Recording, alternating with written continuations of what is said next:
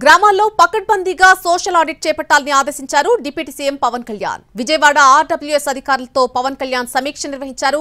గ్రామీణ ప్రాంతాల్లో నీటి సరఫరా అందుతున్న తీరుతెన్నులు అధికారులను అడిగి తెలుసుకున్నారు. ఉపాధి హామీ పథకంలో సోషల్ ఆడిట్ విభాగం అధికారులతోనూ సమీక్ష జరిపారు. సోషల్ ఆడిట్ ప్రక్రియపై కూలంకషంగా చర్చించారు. సుమారు 2.5 గంటల సేపు సమీక్ష సమావేశం సాగింది. ఉపాధి హామీ పథకం సోషల్ ఆడిట్ జరిగే తీరును, నిధుల దుర్వినియోగం జరిగితే గుర్తించే పద్ధతిని అధికారులు డిప్యూటీ సీఎంకు వివరించారు. ఉపాధి హామీ పథకంలో నిధులను సద్వినియోగం చేసుకుంటేనే సత్ఫలితాలొస్తాయని, ఈ విషయంలో అధికారులు బాధ్యతాయుతంగా ఉండాలని డిప్యూటీ సీఎం చెప్పారు. సోషల్ ఆడిట్ పక్కాగా జరగాలని, గ్రామాల్లో సోషల్ ఆడిట్ సభలు ప్రోటోకాల్ను అనుసరించి ఒక పద్ధతి ప్రకారం నిర్వహించాలని సూచించారు. అలాగే ఉపాధి హామీ నిధులు ఏమాత్రం దుర్వినియోగం కాకుండా ఎప్పటికప్పుడు పర్యవేక్షణ పక్కాగా ఉండాలని డిప్యూటీ సీఎం పవన్ కళ్యాణ్ ఆదేశించారు.